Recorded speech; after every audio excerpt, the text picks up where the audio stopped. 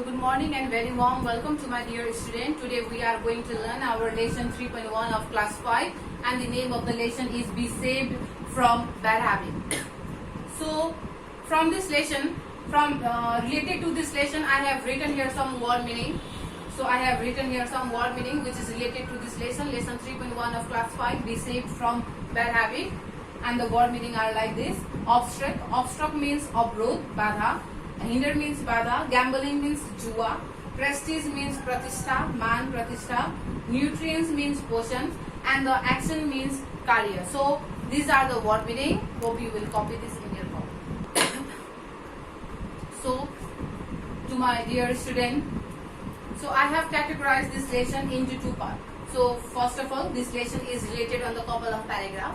So this lesson 3.1 of class 5 is related on the couple of paragraph. And to make you more clear and to make you more easy to understand this lesson, Be Saved from Bad Habit, I have categorized this lesson into two parts. Because in this lesson we are going to learn about the habits.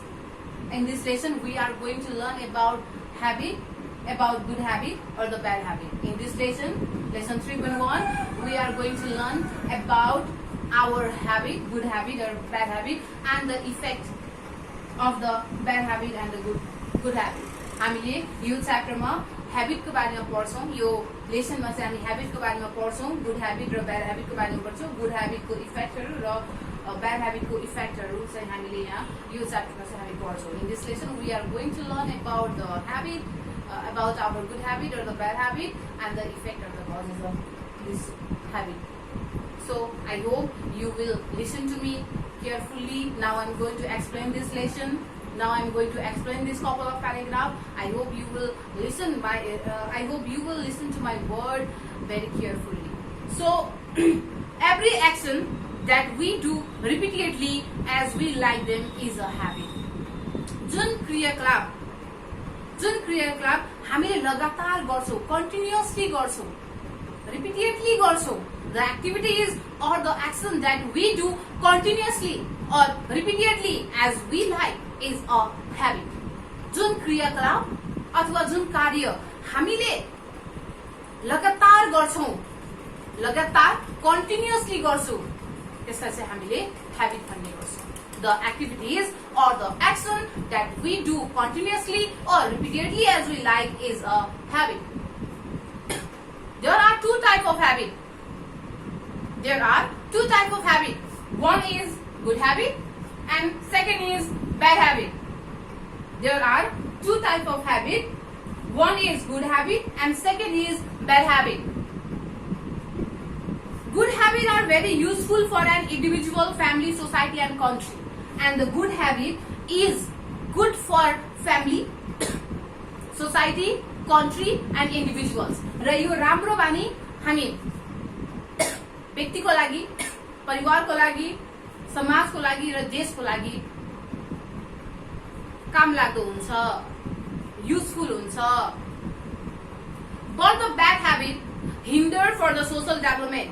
तर bad habit ले सामाजिक विकासमा बाधा ल्याउने गर्छ, प्रब्लम्सहरु ल्याउने गर्छ, obstaclesहरु create गर्ने काम गर्छ. So good habit is useful for individual, family, society and a country. It create a peaceful environment in the society or the family or the country. But bad habit hinders for the social development. It create problems, it create troubles, it create obstacles for social development. So we discuss the good and a bad habit and their effect in this lesson. So in this lesson we are going to discuss about good habit, bad habit and the effect of this good and a bad habit. So first, the activities which obstruct the overall development of individual and the society are the bad habits. So first of all, we are going to explain or we are going to learn about the bad habit and the effect of the bad habit. As I told you, there are two types of habits, good habit and bad habit. And in this lesson, we are going to learn about the effect of these two, good and the bad habit. So first, we are going to learn about bad habit and the effect of bad habit. So, what is the meaning of bad habit? What is the meaning of bad habit? Bad habit ko artha ke hota, meaning ke hota? So, the activities which obstruct the overall development of individual and the society are the bad habit. क्रियाकलाप, जुन क्रियाकलापले हाम्रो व्यक्ति अथवा समाजलाई विकास गर्ने क्रममा जुन बाधाहरू ल्याउने गर्छ, अवरोधहरू ल्याउने गर्छ अथवा प्रब्लम्सहरू क्रिएट गर्ने गर्छ, ती क्रियाकलापहरूलाई अथवा ती एक्टिभिटिजहरूलाई चाहिँ हामीले ब्याड ह्याबिट भनेर भन्ने गर्छौं. The activities that create problems, that create troubles to the overall development of the individuals and the society are a bad habit. So there are also called the social evils, and यो bad habits लाई चाहिँ अर्को भाषामा social evils पनि भनेर भनिने गरिन्छ. Why it is called social evils? Because this bad habit invites or welcome the social evils or the criminal crimes in the society. This bad habit invited or welcomed the evils in the society. That's why this bad habit is also known as a social evils. Smoking cigarette, chewing tobacco, gambling, drinking alcohol, quarreling and stealing goods from others are the common bad habit or the social evils prevailed in Nepal. चुरोट खानु, सुर्ती चबाउनु, जुवा खेल्नु, रक्सी पिउनु, झगडा गर्नु, अरूको सामानहरू चोर्नु, यो सबै ब्याड ह्याबिटहरू हो जुन चाहिँ हाम्रो नेपालमा मानिसहरूले गर्ने गर्छ. So these are the bad habit which is prevailed in our country, Nepal. So the people in the different families have faced different problems because of such bad habit of their family members. र हरेक परिवारले अथवा फरक परिवारले फरक समस्याहरू झेल्दै आएका छन्. आफ्ना परिवारका सदस्यहरूको नराम्रो बानी भएको कारणले गर्दा फरक परिवारले फरक समस्याहरू झेल्ने गर्छ. The people in the different families have faced different problems because of such bad habit of their family members. The families in which family members drink alcohol and smoke cigarette have no peace in the family. The families in which the family member drink alcohol, जुन परिवारको सदस्यले चार रक्सी पिउँछ भने अथवा चुरोट खान्छ भने त्यो परिवारमा कहिले पनि शान्ति हुँदैन. The family in which the family members smoke cigarette or consumes alcohol have no peace in the family. परिवारमा शान्ति हुँदैन. They always fight. They always quarrel. उनीहरू सधैँ झगडा गर्छ, सधैँ हल्ला गर्छ, एक अर्कासँग झगडा गर्ने, एक अर्कासँग लड्ने गर्छ. They always quarrel. They always fight with each other. They quarrel one another for a small issue or the trivial issue. ससानो इस्युमा, ससानो विषयवस्तुमा, ससानो कुरामा चाहिँ एक आपसमा झगडा गर्ने गर्छ. They fight with each other in a trivial matter, in a small issue. They spend more money to buy alcohol and the cigarette. र चुरोट अथवा रक्सी यी कुराहरू किन्नको लागि धेरै पैसा खर्च गर्ने गर्छ. They spend a lot of money to buy alcohol and a cigarette. They do not have enough money to buy household things. र घरेलु सामानहरू किन्नको लागि उनीहरुसँग पर्याप्त मात्रामा पैसा आउँदैन. Because they spend all the amount of money to buy alcohol and the cigarette. They spend all the money to buy cigarette and alcohol. That's why they do not have enough money to buy the household things. त्यसैले घरेलु सामानहरू किन्नको लागि ती व्यक्तिहरुसँग पैसा हुँदैन.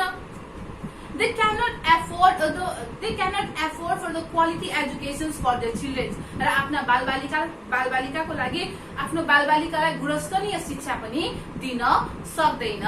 They cannot afford the quality education for their children. They cannot maintain good health of their family members, as well as they cannot maintain good health for their family members. The members having such habit of taking alcohol and smoking cigarette may suffer from tuberculosis, hepatitis and other diseases. र जो व्यक्तिले चुरोट खान्छ अथवा रक्सी खान्छ पिउँछ ती व्यक्तिहरूलाई नाना थरीको डरलाग्दो रोगहरू लाग्ने गर्छ. They may suffer from the dangerous disease. ती व्यक्तिहरू डरलाग्दा रोगहरू लाग्न सक्छ, जस्तै ट्युबरक्युलोसिस, हेपाटाइटिस हैन, अन्य रोगहरू चाहिँ लाग्न सक्छ. The condition of the family member will getting worse and worse. र परिवारको अवस्था अथवा सिचुएसन के हुन्छ, दिन प्रतिदिन घट्दै जान्छ, बिग्रिँदै जान्छ, झन खतम हुँदै जान्छ. The condition or the situation of the family member will get worse and worse. The condition or the situation of family member will be getting worse and worse, and the family member prestige goes down. र परिवारको जुन मान प्रतिष्ठा छ सोसाइटीमा, that will be goes down. त्यो के हुन्छ त माथिबाट तल झर्छ.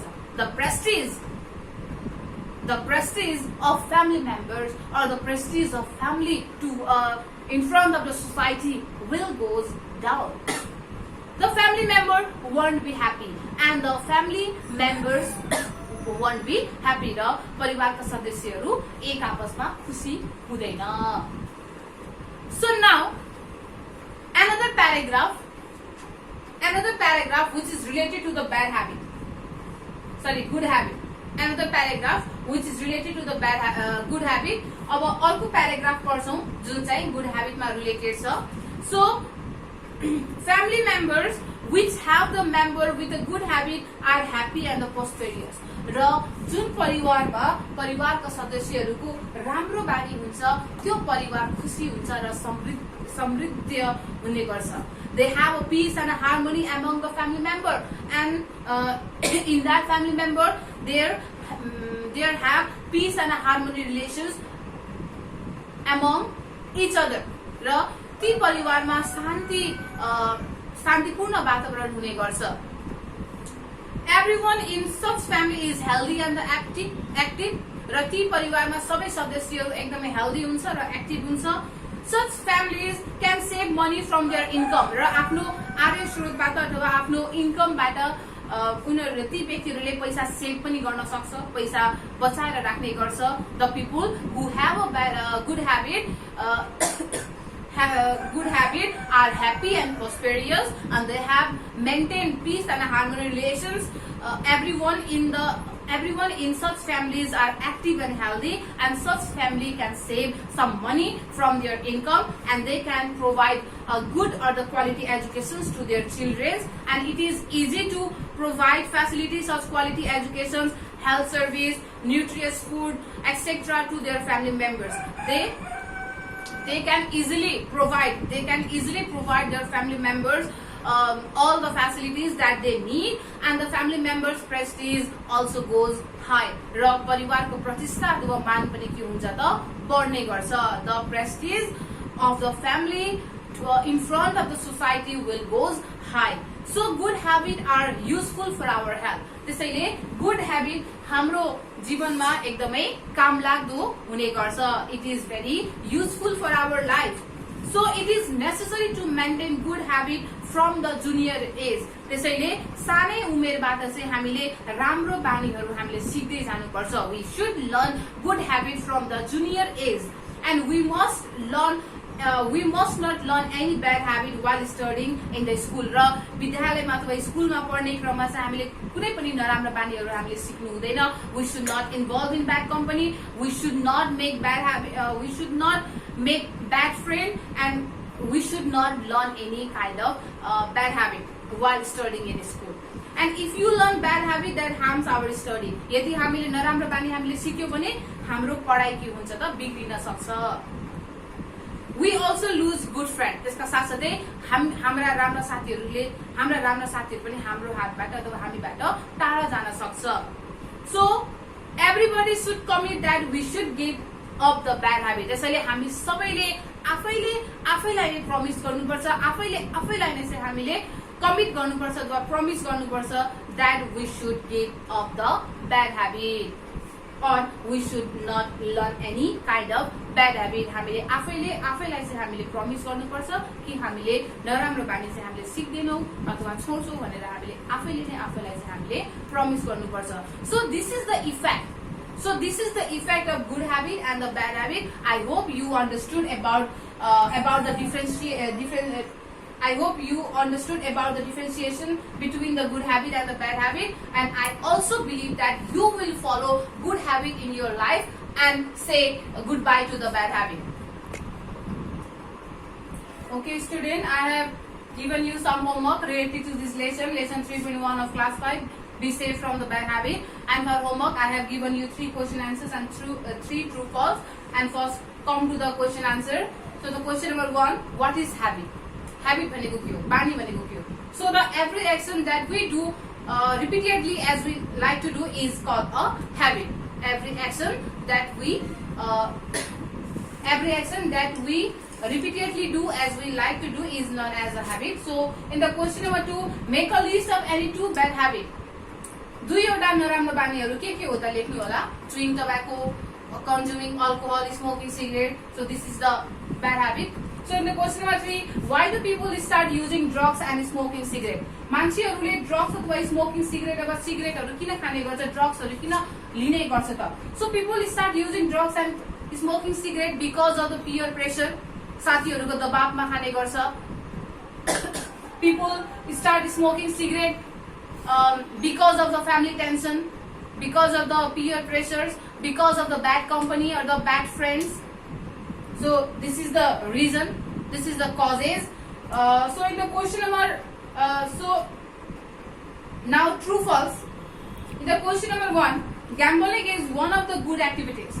जुवा खेल्नु एउटा राम्रो क्रियाकलाप हो। So is it true or false? Yes, it is false. So you have to write here false, because gambling is not good for our society. So gambling is not good activities for our society. In the question number 2, if we try, we can minimize the society evils in our society. यदि हामीले प्रयास गर्यो भने हाम्रो समाजमा भएका सामाजिक दुष्ट कामहरूलाई चाहिँ हामीले मिनिमाइज गर्न सक्छौं, कन्ट्रोल गर्न सक्छौं, घटाउन सक्छौं। So the answer will be true. We can minimize. If we try, then we can minimize the social evils in our society. So in the question number 3, children cannot do anything to control social evils in the society. बालबालिकाहरूले समाजमा घट्ने दुष्ट कामहरूलाई control गर्नका लागि, minimise गर्नका लागि केही पनि गर्न सक्दैन। They cannot do anything. So is it true or false? What will be the answer? Yes, answer will be false, because children can do anything to minimize or to control the social evils in the society. So this is the true false, this is the question answers. I hope you will do this homework at your home. Thank you for your valuable time.